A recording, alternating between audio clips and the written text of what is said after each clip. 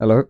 Uh, this is a so far book review of 100 Years of Solitude, which is here, right there. Hopefully that's a thumbnail. Well, to start off with, a few notes just to go off of. But it's essentially the retelling of Cain and Abel, which is a cool story in the Bible where it's like the start of humanity basically, and these two men, brothers, they're descended from Adam and Eve, so basically the first, actual humans. And Cain was always jealous of Abel, and then he eventually kills Abel out of jealousy. But then God punishes Cain by, by cursing him and all his descendants. And you see a direct parallel in this story. It starts off with a sort of Cain and Abel thing going on, but it's multi generational. It's this cool thing where it's the same curse of solitude in each generation, and how each generation is destined, like it's like fatalism. It's destined that each generation, every man and woman in the family are destined to live in solitude in one way or another, and it's littered with incest within the family, and I guess it represents society collapsing in on itself repeatedly, no matter what. It will always repeat itself. But I mean, I'm literally halfway through right now, and it's pretty good. It's Cain. Cain is represented by, in the first generation, after Ursula and Jose Arcadio have their first children, there's Aureliano, Arcadio, and Amanta, and I guess Aureliano represents Abel because he's one that works under his father. He's more introspective. He's creative. He's, I guess, the good brother, I guess. And Arcadio isn't interested in what his father has to say.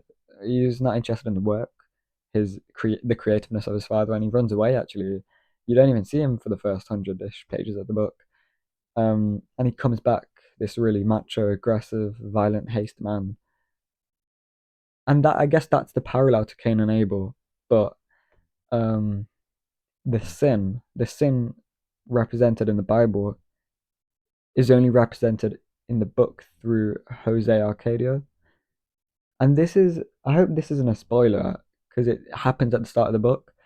But Jose Arcadio and his wife Ursula, the first people in this family line, they are cousins. But no one really no their family wasn't fond of them marrying because they're cousins.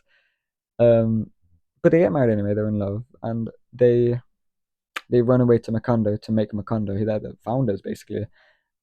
But Ursula still doesn't want to have a child with Jose Arcadio because she's afraid of this myth, curse, whatever it is, um, that if you commit incest and you have a child with a cousin or a brother or anything like that, your child is bound to be born with a pig's tail. And I don't know if that means a pig's tail in addition to a penis, or if they mean a pig's tail in the form of a penis. And you might understand that confusion once you read the book. But that happens essentially. But in the terms of solitude, they are cursed generationally forever now, in parallel to Cain and Abel and God cursing Cain. But in the sense that each generation is cursed to suffer from solitude, and it's very clear in the parallels. Like I wrote it down here, how so Aureliano, the first generation, he's cursed. His eyes were actually he was born with his eyes open, which is strange, but they keep referring back to that, and it's quite interesting. But Aureliano's he loses his family and loved ones, and loses love in later in life when he does lose a loved one, which I'm not going to spoil, but it's a very pertinent action, like event in his life. Arcadia is lost because he runs away essentially, and he lives his whole life away from his family, and he's not connected anymore. But he comes back, and he thinks it's hard to explain all of this. without spoiling it, which I don't want to because it's amazing when it happens. Um, so Aurelian and Arcadio, the first brothers, they're very much in solitude, but then their children also live in solitude, which is an interesting thing because these two don't, the fathers and sons don't really mix that much. You don't see interactions between them apart from the first generation. So it's cool to it's like when you think about it, it's very much the curse in effect. No matter if the father talks to the sons always end up like the fathers, and usually a usually a bad end. But all in all, they all lose love, which is the ultimate goal. I mean, goal of the book essentially. Um, what I write here, they're all cursed by solitude because they're cursed to repeat the sins of the fathers. That's very much true because I mean, I wrote it, and of course, I'm going to agree with it. Um, um, yeah, but I mean, there's an interesting thing with women though in the book because I mean, I'm only halfway, but weirdly enough, the first woman, Ursula, is still alive, which is weird. She must be like 200 at this point. And but it's like magical realism, so it doesn't really matter if she's 200, 500. It's sort of normal. But yeah, the women in this book are essentially like a moral compass to everyone else. They stay grounded and they're usually caring. And I mean, the more I read literature, that's obviously a common trope, women being a moral moral compass to people. I mean, Ursula represents, I want to say friendliness, only because she doesn't like antagonize anyone. She's kind. She doesn't prejudice anyone. She really just wants the best for her children. Apart from when her children turn out to be monsters, then she curses them.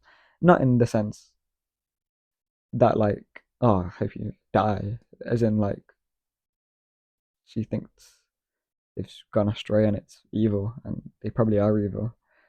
Um, but although most of these women aren't biologically in the family, they're just married in, they still suffer solitude as a effect, you know. And even the biological women, like there's a girl called Amanta, and she definitely suffers solitude. Yeah, but all in all, the book's pretty easy to read. I mean, I'd say it's easy to read.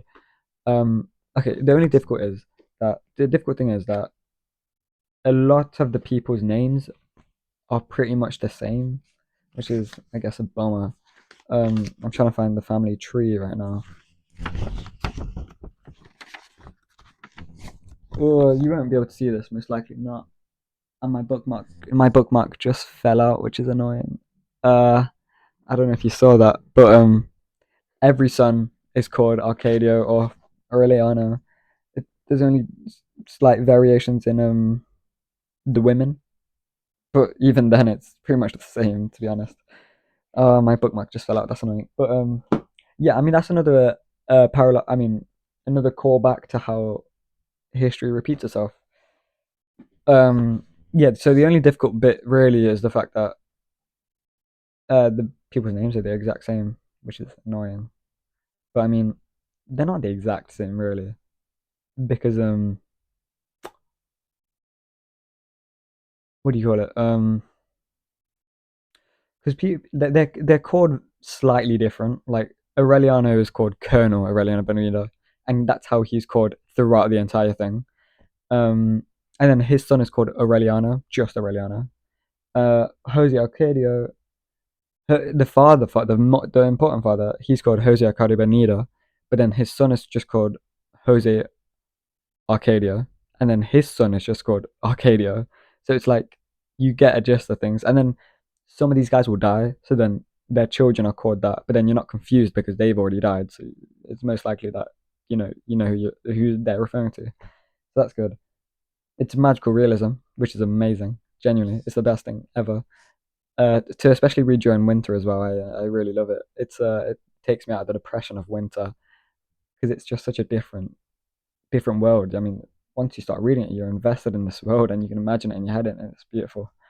Well, at least for me, it is. But what else? Mm, I mean, I really like how the way he says the story. It's not exactly traditional. the traditional way people tell stories. I mean, it is, but it's more like he writes like this happened, this happened, this happened, and this happened, and then this happened, and it's like that's not really exactly the way stories are written. I mean, not the way I've read them. Like a lot of the ones I've read, it's like it's this flowing into each other. It's one event flows into another. But you'll find deaths, very significant deaths, just casually said in a line, no follow up, no afterward. It's just happens.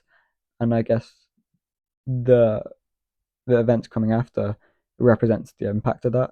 But it's not a flowing thing. It's just this happened, this happened, this happened, this happened, and he. I mean, that's a brilliant way to tell a story. This is probably my favorite book I've read so far, and I've not finished it. Um, and that's me coming off of reading Crime and Punishment, which is also phenomenal. It's a 5-star read, but like I really like this book. It's just I think it's just personal preference. Crime and Punishment is very good, but I just really like this book. Um, yeah, and that's all I have to say. I think I'll probably have another book review maybe in a week or two. But I just got this like today. So that's Faust, part one and part two. I think I'll read that in about I don't know. I want to read McCarthy. I want to read I need to wrap this video up in a second. I want to read McCarthy's Blood Meridian. Uh I think that's the only thing I want to read before this. I think. Yeah. Actually I might read The Sound of Fury, Faulkner. But either or, I'm reading this in within a month, so I'm quite excited for that, and I probably post about it. But that was just a small book review. Goodbye.